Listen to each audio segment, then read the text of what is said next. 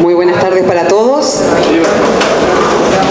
Es un placer darles la bienvenida en La Huella a esta conferencia de prensa que estamos llevando adelante a 2 años de la asunción del actual gobierno nacional.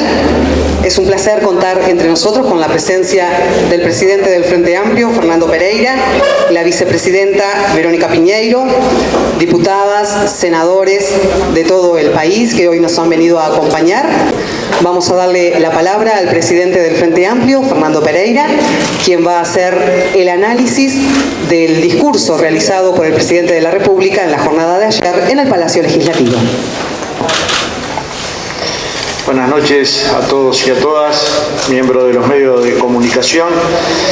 La idea de esta conferencia del Frente Amplio, como mayor partido de la oposición del Uruguay, es dar sus puntos de vista en relación a los 2 años del gobierno del doctor Luis Lacalle Pou y de los partidos que integran la coalición, y sobre todo plantear algunos matices y algunas diferencias de fondo sobre el discurso que ayer se desarrolló en la Asamblea General. Lo primero que nos gustaría manifestar es que vivimos realidades muy diferentes. Yo no sé qué puede pensar una maestra o un policía o una policía cuando le dicen que no le metieron las manos en el bolsillo, si en el primer año de gobierno perdieron 19 jornales en el año. Es decir, trabajaron los mismos días que el día anterior, pero a la hora de cobrar, cobraron 19 jornales menos en el año. El salario es con lo que vive la gente, es la realidad de las personas, al igual que las jubilaciones. En estos sectores tan vitales y tan importantes como ayer fue marcado en el discurso del doctor Lacalle, esta fue la pérdida salarial calculada en días perdidos de labor. Imagínense lo que se habría dicho si las maestras hubieran parado 19 días, pero sin haber parado un solo minuto tuvieron 19 jornales perdidos. Si analizamos las jubilaciones y las pensiones, también cayeron al igual que los salarios en 2 años consecutivos. ¿Y cómo es que no se tocó el bolsillo de esas personas si durante 2 años cobraron menos salario que el que tenían? 100.000 uruguayos cayeron por debajo de la línea de la pobreza. 50.000 se dice que salieron en el primer semestre del año 2021. Las ollas populares pulularon por todo el país.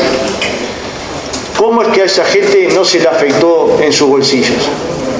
La política tributaria, que se había dicho que era una política que no se iba a tocar, en las primeras decisiones el descuento del IVA por tarjeta de crédito o de débito pasó de 4% a 2%. Y eso no es poder adquisitivo de los trabajadores y las trabajadoras, de los jubilados y las jubiladas. Nosotros entendemos que sí, y que el discurso omitió a la mayor parte de los uruguayos, que son trabajadores, trabajadoras, jubilados y pensionistas.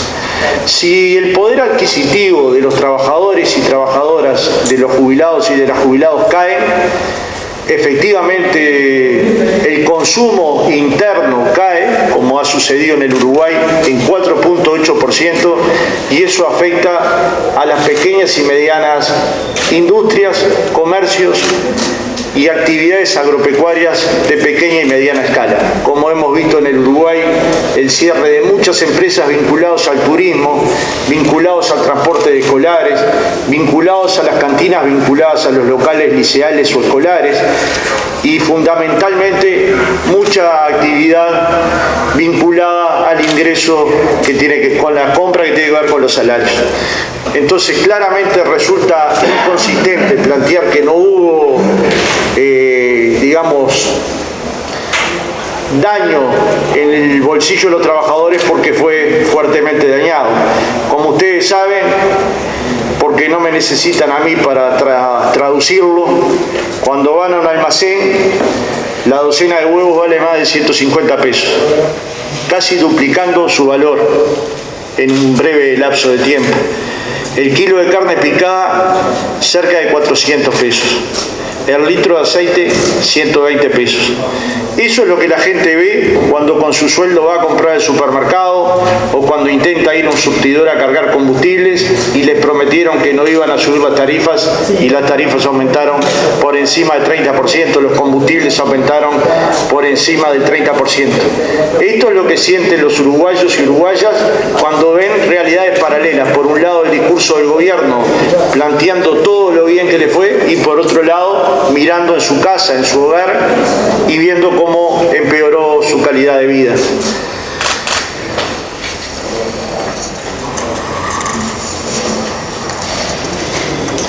Ayer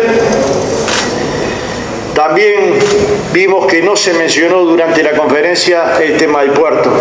Como ustedes saben, nuestra bancada, nuestros senadores han hecho una denuncia por lo que consideramos una concesión del puerto injustificada en términos económicos, sin informes jurídicos ni económicos, que ha sido observada fuertemente por los abogados del Tribunal de Cuentas. Ni una sola mención a un tema que había sido fuertemente mencionado en la rendición de cuentas del año anterior. ¿Cuál es la explicación que tiene el gobierno uruguayo sobre este tema tan de fondo? Ni más ni menos que la puerta de salida y de ingreso de los productos uruguayos.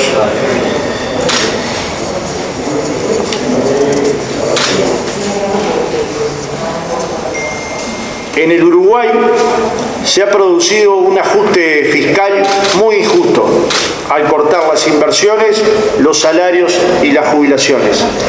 El déficit fiscal bajó respecto de 2019 a partir del recorte de la inversión de 200 millones de dólares y la caída de los salarios por 100 millones de dólares. Sí, escucharon bien, 100 millones de dólares. También se explica por la obtención de ingresos extraordinarios por UTE, 450 millones de dólares. Ni una mención a la transformación energética que hizo Uruguay durante los últimos 3 gobiernos del Frente Amplio. Claramente que Uruguay atravesó una circunstancia, como todo el mundo, sanitaria compleja. También valdría la pena recordar que la oposición uruguaya, el Frente Amplio, se sumó a la campaña de vacunación y los países donde los acuerdos políticos en materia de vacunación son generales son los países que obtienen mayor porcentaje de habitantes vacunados. Y este es el caso de Uruguay, donde el Frente Amplio no especuló ni un segundo con este tema. Siempre apuntamos al tema de la vacuna. Entonces, para finalizar, y sabiendo que tengo que tener cierta brevedad, el mensaje de ayer del presidente y del gobierno ignoró las principales necesidades de la gente, que son su capacidad de ingreso económico, su salario, su jubilación. Ignoró la circunstancia de vulnerabilidad que están viviendo miles y miles de familias, entre ellas las que se alimentaron durante todo este tiempo en ollas populares. Tal vez hoy no sean muy masivas las tomas que se están dando de las ollas populares, pero siguen habiendo miles y miles de uruguayos que para alimentarse diariamente tienen que ir a una olla popular. En ese sentido es que queremos mencionar, y detenernos un solo segundo en un tema que nos resulta meridianamente importante. Ayer, durante el mensaje del presidente, se habló de que el flagelo de la violencia doméstica no había disminuido, lo que es un dato revelador de la violencia que tenemos los varones. Y en algún momento tenemos que asumir que esa violencia que tenemos los varones tiene que ser corregida inmediatamente. No es un problema anecdótico, no es una circunstancia anecdótica la de mujeres violentadas o violadas o golpeadas o asesinadas. Somos los varones.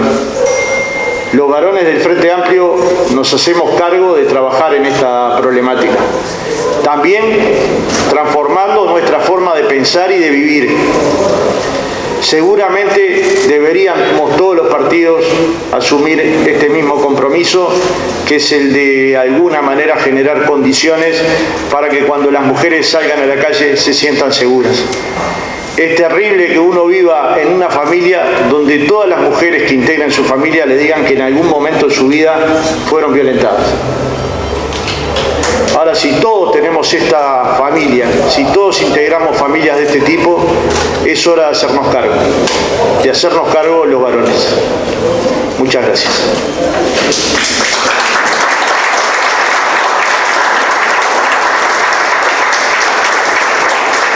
Invitamos a los representantes de la prensa a formular sus preguntas al presidente del Frente Amplio, Fernando Pereira. Hola, buenas tardes a todos. Presidente, quisiera consultarle sobre la parte que el presidente dedicó, el presidente de la calle, a hablar sobre lo que quiere para este 2022, sobre los proyectos del gobierno, si ve allí alguna perspectiva de mejora de esta realidad, si cree que se va a encarar una agenda distinta de gobierno o si le pareció poco. Gracias. Nosotros lo que vimos que el gobierno uruguayo le prometió previo a la campaña electoral a los uruguayos y uruguayas que no iban a bajar los salarios. Cayeron 2 años consecutivos. Que no iban a tocar los impuestos.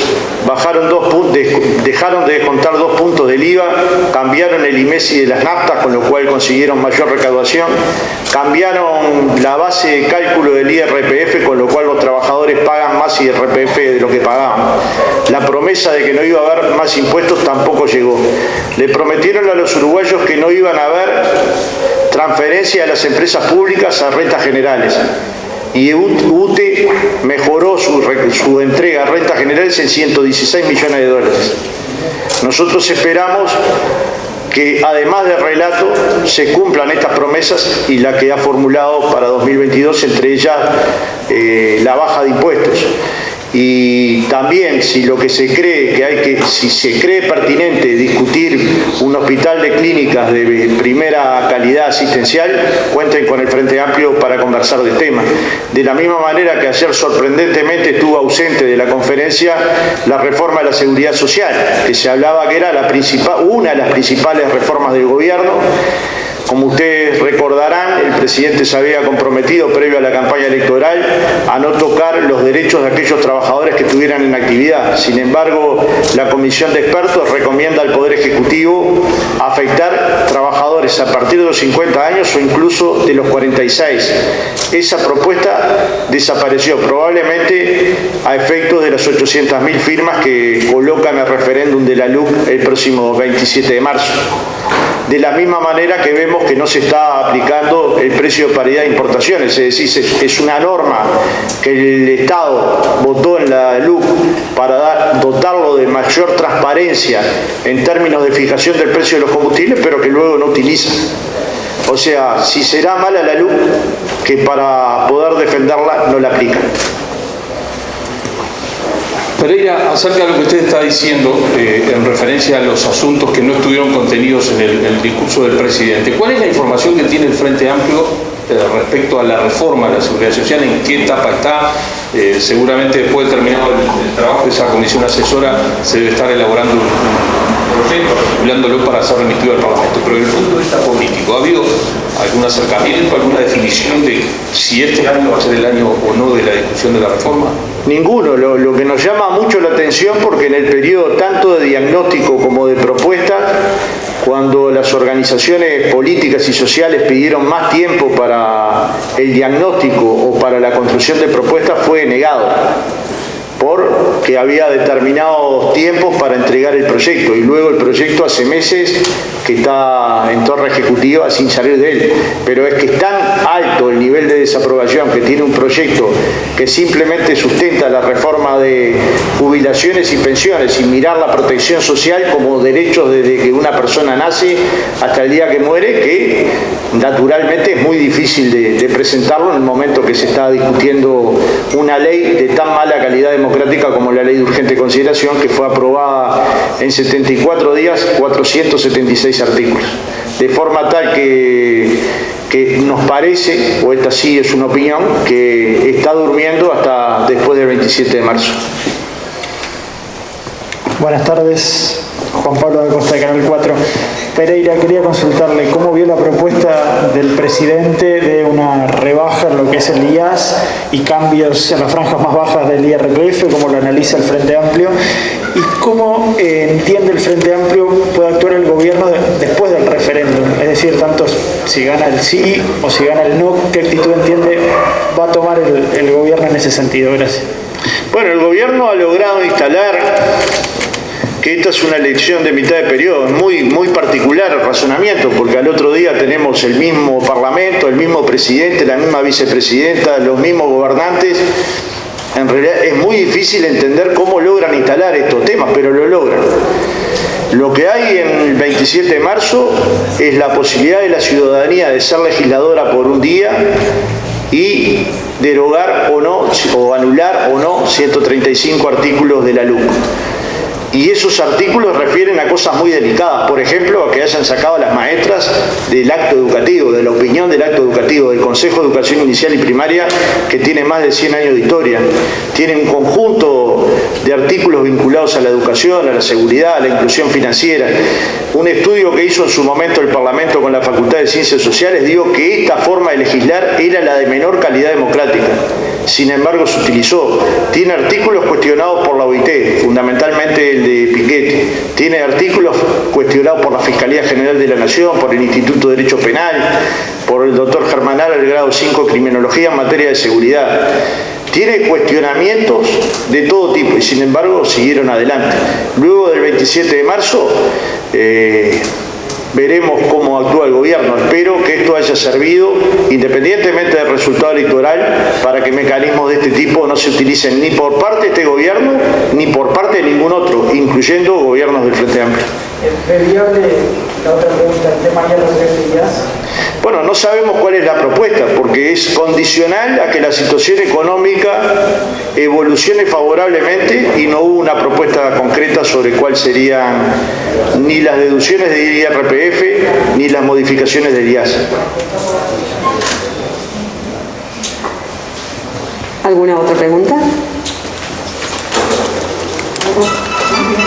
Agradecemos entonces a la prensa por haber asistido a La Huella, agradecemos la presencia del presidente del Frente Amplio, la vicepresidenta, las presidentas de las departamentales de Montevideo y Canelones, diputados, senadores, muchas gracias por estar con nosotros.